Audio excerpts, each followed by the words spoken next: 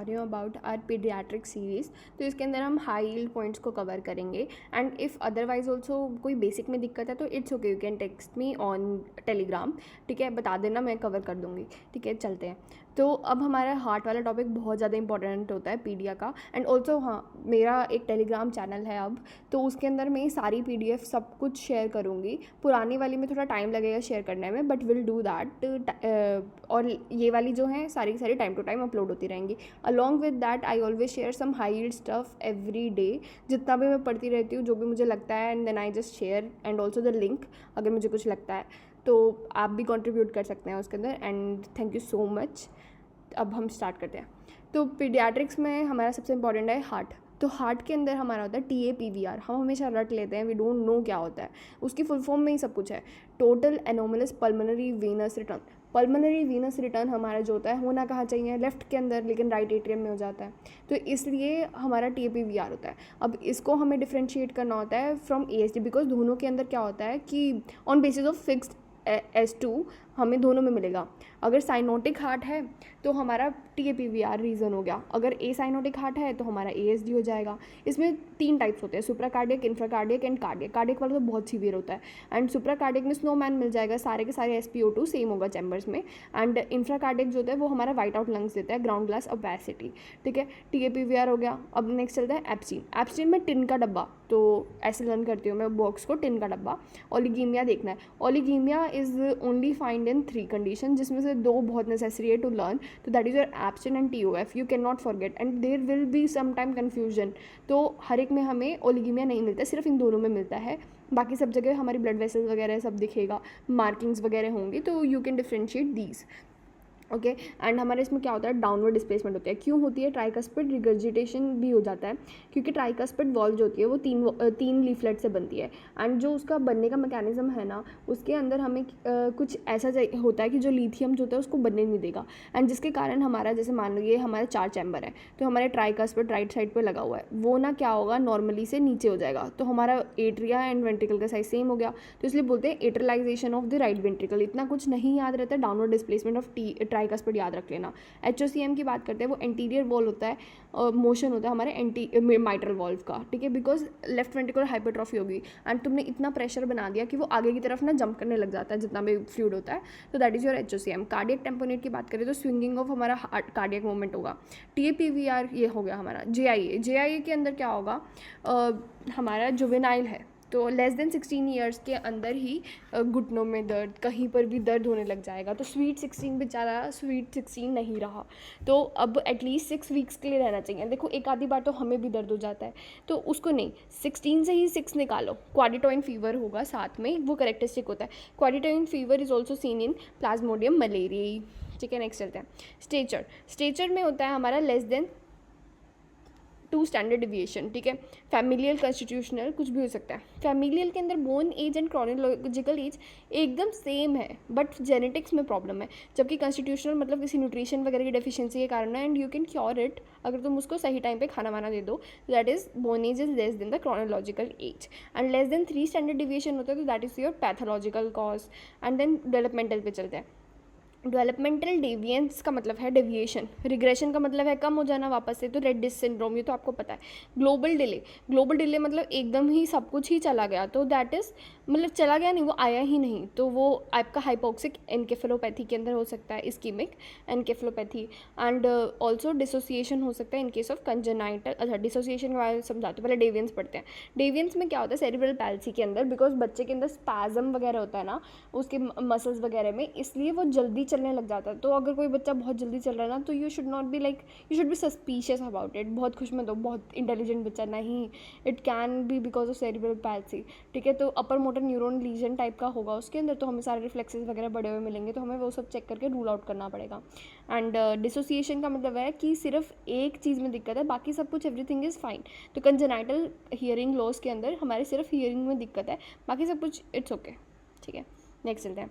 Neonatal hypoglycaemia is because if the mother has the GDM and बच्चे के अंदर hypocalcaemia, हाइपोमैग्नीशीमिया and blood level भी कम होगा। तो इसमें हमें देखना है कि जो बच्चा, जो भी GDM का बच्चा होता है ना, हमें थोड़ा ध्यान देना होता है, बिकॉज उसको जब वो पेट में था बहुत सारा खाना मिल रहा था, ठीक है, तो वो इंसुलिन बहुत ज़्यादा प्रोड्यूस कर रहा था, मतलब बहुत ज़्यादा ग्लूकोज था उसके पास। अब वो बाहर निकला तो नॉर्मली तो नहीं होता, लेकिन उसके पास ऑलरेडी इंसुलिन को आदत पड़ गई है कि मतलब मेरे को 100 अमाउंट में इतना प्रोड्यूस होना पड़ेगा खाना पचाने के लिए, लेकिन ब्रेस्ट मिल्क दिया तो वो तो कम था, तो हमारा जो है इंसुलिन बहुत सारा होता है, उसके कारण हाइपोग्लाइसीमिया हो जाता है, ठीक है। This is the pathophysiology behind it, ठीक है। एंड एसिम्प्टोमेटिक एंड सिम्प्टोमेटिक बच्चा हो सकता है, तो लेस देन 40 हो तो भी एसिम्प्टोमेटिक हो सकता है। तो हमें क्या करना है, हमें पहले ओरल फीड देना है, क्योंकि वो हीमोडायनेमिकली स्टेबल लग रहा है, ठीक है। तो हम ओरल फीड दे के रिस्पॉन्ड किया, देन इट इज़ गुड। अगर वो रिस्पॉन्ड नहीं किया आधे घंटे के बाद, उसका 40 से ऊपर नहीं गया, तो we will give the ultimatum, that is your IV glucose infusion. And ऐसे ही हमारा जो सिम्प्टोमेटिक बच्चा है, तो कैन यू डू, नहीं, you can not do the oral feeds, right. तो हम सोचेंगे 10% डेक्सट्रोज IV देने का, एंड वो देने के बाद अगर नहीं, you have to shift the patient for the IV glucose infusion as well, ठीक है। अब एक रेयर चीज़ होती है इन फैमिलियल एडिनोपोलिपोसिस जो होता है, कि it can be associated with the hepatoblastoma, तो हमारा AFP बड़ा हुआ मिलेगा, ठीक है। बहुत रेयर होता है बट क्वेश्चंस के लिए बहुत ज़्यादा होता है, ठीक है। तो हम चलते हैं नेक्स्ट में, Wilms tumour and polycystic kidney disease के अंदर हमें डिफ्रेंशिएट करना है। तो विल्म्स ट्यूमर होता है हमारा यूनिलेटरल हेट्रोजेनस मास होगा, बिनाइन होगा, ठीक है। एंड पॉलीसिस्टिक भी हमारा बायलेटरल होता है एंड हेट्रोजेनिक मास ही होता है दोनों के अंदर, ठीक है। मतलब हाइपोजेनिक, हेट्रोजेनिक मतलब होमोजेनिक होगा, होमोजेनिक हो सकता है बिकॉज ऑफ फ्लूइड वगैरह, तो ऐसा कुछ तो होता नहीं ना। पॉलीसिस्टिक में भी सिर्फ सिस्ट थोड़ा होता है, उसमें वो लोक्यूलेटेड सिस्ट टाइप का होता है, एंड विल्म्स ट्यूमर में भी ऐसे हेट्रोजेनिक मास ही मिलेगा हमें, ठीक है। उसमें तो सिस्ट होता भी नहीं है वैसे, ठीक है। तो अब विल्म्स ट्यूमर जो होता है वो हमारा किससे होता है, 3 सिंड्रोम्स होते हैं, एक होता है बैकविथ, वैगर एंड डेनी ड्रैश, ठीक है। हर एक के लिए ट्रिक लर्न करेंगे और तीनों बहुत इंपॉर्टेंट है, बहुत बार क्वेश्चन देख चुकी हूँ, ठीक है। वैगर एंड डेनी ड्रैश होता है WT1, बैकविथ होता है हमारा WT2। अब क्या है, नंबर भी फैल गया, मतलब ऐसा हमें लर्न करना है, बैक विड्थ लर्न करेंगे। विड्थ का मतलब क्या है, वो फैलता जा रहा है, तो उसका टंग फैल गया, उसके ऑर्गन्स फैल गए, इसलिए पैनक्रियाज भी फैल जाते हैं एंड इंसुलिन ज़्यादा रिलीज होता है, एंड अभी हमने पढ़ा उसके कारण हाइपोग्लाइसीमिया होता है, तो वही इसके अंदर भी होगा। एंड ये WT2 है, तो इसको 11-13 याद रखना है। 11-13 हमारा प्राडर-विलाई भी है, इफ़ यू रिमेंबर, ठीक है।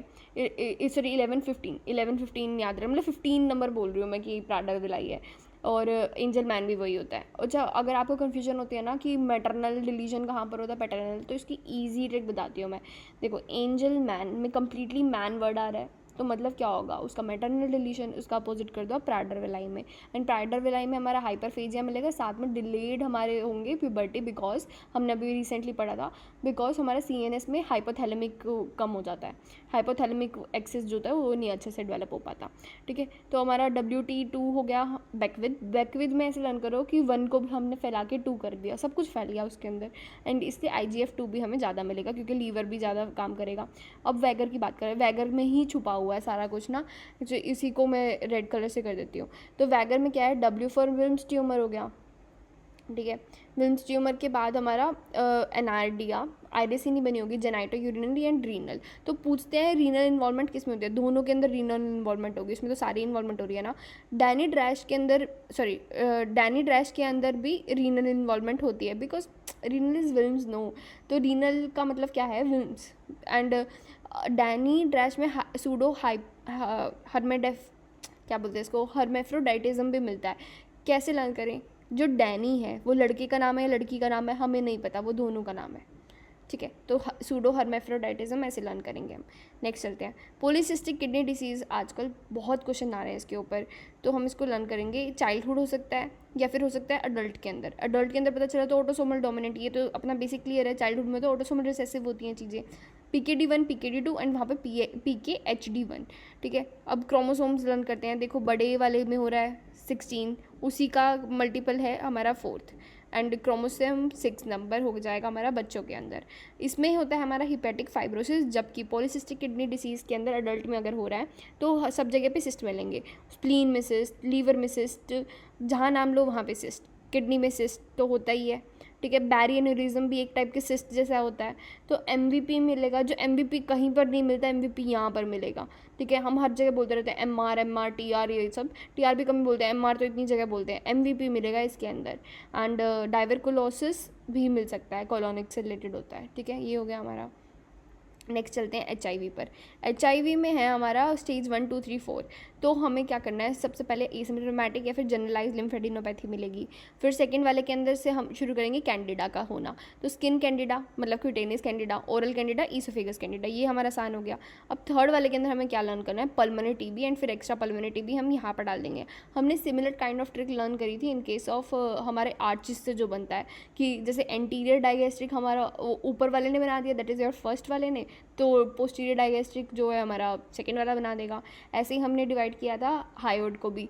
तो लेसर में स आ रहा है तो सेकंड वाला होगा, तो ग्रेटर कौन बनाएगा, थर्ड वाला, ठीक है। ऐसे हमने डिवाइड करा था। ऐसे हम यहाँ पे भी डिवाइड करें, pulmonary TB and extra pulmonary TB, ठीक है। अब वेट लॉस होता है obviously more than 10%, fever for 1 महीना, डायरिया फॉर 1 महीना, अननोन कोज कहते हैं ना, fever Pyrex of unknown origin वगैरह, तो ऐसा। एंड एक्स्ट्रा पल्मोनरी TB हो गया, ऑपर्चुनिस्टिक इन्फेक्शन हो गया, वो तो सब आपको पता है। फिर आएंगे मम्प्स। मम्प्स के अंदर क्या होता है, हमारा पैरोटिडाइटिस, हमें ऑर्किडाइटिस भी पता होता है, पर हमें ये नहीं पता होता कि अलॉन्ग विद दिस कोई भी सलाइवरी ग्लैंड इन्वॉल्व हो सकती है। तो if they will ask submandibular होगा, तुम बोलोगे होगा, ठीक है। पहले ये दोनों होंगे, उसके बाद इट कैन डिसेमिनेट टू हमारा मेनिंजो एनकेफेलाइटिस एज वेल, ठीक है। एंड ऑर्काइटिस जो होता है वो स्टेरिलिटी नहीं कराता। Next new Ballard score. New Ballard score जो होता है वो हमारा -10 से लेकर 50 तक होता है। एंड इसमें न्यूरोमस्कुलर क्राइटेरिया होता है, एक फिजिकल क्राइटेरिया होता है। न्यूरोमस्कुलर में हमारे 6 क्राइटेरिया, मतलब उसमें भी 6 होते हैं, लेकिन हमारे लिए यही लर्न है, इंपॉर्टेंट है ये वाला लर्न करना, ठीक है। तो अब हम क्या करेंगे, एक इंसान को बनाते हैं, ठीक है। ये उसके लेग्स हो गई, उसका पेट हो गया, एंड देन उसकी ये दोनों टांगें हो गई, सॉरी ऐसे नहीं ऐसे, हाँ ठीक है, मस्त लग रहा है ना। तो अब हमारा पोस्टर में हम हाथ से रिलेटेड बात करते हैं। तो हाथ से रिलेटेड क्या है, हमने उसकी ना जो रिस्ट होती है ना उसको मोड़ दिया, तो that is your square window. Imagine करो आपने हाथ को खींच दिया, फिर उसको बोलते हैं alarm arm recoil, and scarf sign होता है उसके हाथ को पकड़ के दूसरे हाथ की तरफ लेकर जाना, ठीक है। तो आपके 3 साइन कर सकते हो आप उसके हाथ के साथ, ठीक है। उसके बाद आता है हमारा पॉप्लिटेल फोसा, देखो, एंड हील टू ईयर कर दो, उसको पूरा का पूरा एक साथ निचोड़ दो। एंड पोस्टर देखो उसका कि पोस्टर कैसा है। तो ये हमारा हो गया नॉट क्यूबाइटल एंगल, ठीक है। वापस रिपीट करेंगे, उसका पहले आपने पोस्टर देखा कि हाँ कैसा बच्चा दिख रहा है, उसके बाद आपने उसका स्क्वायर विंडो किया, रिश्ते आर्म को पकड़ के खींच दिया, एंड उसके बाद उसको स्कार्फ साइन कर दिया। पॉप्लिटियल फोसा देखा, हील टू ईयर देखा, एंड क्यूबाइटल एंगल को इंक्लूड नहीं करना। क्यूबाइटल एंगल तो वैसे भी नॉर्मली होता है, इसमें आप क्या ही जान लेंगे, ठीक है। इमेजिन करना मतलब इसका मतलब क्या होता है, फ्लेक्सिबिलिटी। अगर हमारा प्रीटर्म का बच्चा होगा ना तो वो उसमें फ्लेक्सिबिलिटी ज़्यादा होगी, और 2 हफ्ते में ही चेक कर लेना, वरना कोई सेंस ही नहीं है, वो तो मैच्योर हो जाएगा, सीधी सी बात है। नेक्स्ट चलते हैं, ये बहुत हाई टेबल है, ठीक है, आपको मज़ा आएगा जानने के बाद। देखो क्या होता है, हमारा क्रश सिंड्रोम में कोई ईंट गिर गई, ईंट से कुछ होएगा क्या, नहीं, कोई पूरी बिल्डिंग गिर गई आपके ऊपर, वैसे ना हो, किसी के ऊपर गिर गई, तो हमारा क्रश सिंड्रोम हो जाता है कि सब कुछ बाहर आ जाता है, सेल टूट के सब कुछ बाहर आ गया, ठीक है। तो क्या होगा हमारा पोटाशियम, सेल के अंदर क्या होता है, पोटाशियम होता है, कैल्शियम होता है और फॉस्फेट होता है, ये सब चीज़ें होती हैं, मतलब ये सारी इंक्रीज़ होकर बाहर आ जाएंगी। तो हमारी बॉडी के अंदर इंक्रीज़ हो गया, पोटाशियम हाइपरकैलेमिया हो जाएगा, हाइपर फॉस्फेटेमिया नहीं होगा, बिकॉज हाइपोकैल्सीमिया हो जाएगा। मतलब क्या है कि पोटेशियम और जो कैल्शियम है ना, कैल्शियम बाहर बैठा वेट ही कर रहा था पोटेशियम के आने का, और सॉरी पोटेशियम नहीं, फॉस्फेट के आने का। Oh my God, I will repeat it again. तो क्रश सिंड्रोम के अंदर बिल्डिंग गिर गई, तो हमारा हाइपरकैलेमिया हो गया, फोस्फेट जो है वो बाहर आ जाएगा, तो हमारा कैल्शियम ना वेट करता है फोस्फेट का, एंड कैल्शियम फोस्फेट बनाना है उसको, तो फिर वो रिलीज़ हो जाएगा, तो हमारा हाइपोकैल्सीमिया मिल जाएगा इसलिए। एंड मेटाबॉलिक एसिडोसिस क्यों होता है, बिकॉज लैक्टिक एसिड बढ़ जाता है। लेकिन यहाँ पर आती है अब डिफ्रेंशिएशन की बात, कि ट्यूमर लाइसिस होता है बिकॉज ऑफ कीमोथेरेपी, राइट। तो ट्यूमर लाइसिस में हमारे जो सेल होता है उसको DNA लेवल से टूटता है, तो DNA टूटेगा तो यूरिक एसिड बढ़ेगा, राइट। तो क्रश सिंड्रोम के अंदर ऐसा सब कुछ नहीं होता। हम अब इसको टेबल से पढ़ते हैं आसान से। अब सेल रप्चर, ठीक है, दोनों के अंदर ही हो रहा है, तो मेटाबॉलिक एसिडोसिस, हाइपरकैलेमिया वगैरह हमने पढ़ लिया, फॉस्फेट से बाइंड होगा तो हाइपोकैल्सीमिया हो जाएगा, ये भी समझ आ गया। एक्यूट किडनी इंजरी जो होती है वो क्यों होती है, बिकॉज ऑफ क्रश सिंड्रोम के अंदर ये होती है हमारी बिकॉज ऑफ मायोग्लोबिन एरिया। एक काम करती हूँ, ये नेक्स्ट वाले में अच्छे से समझाऊंगी। Thank you.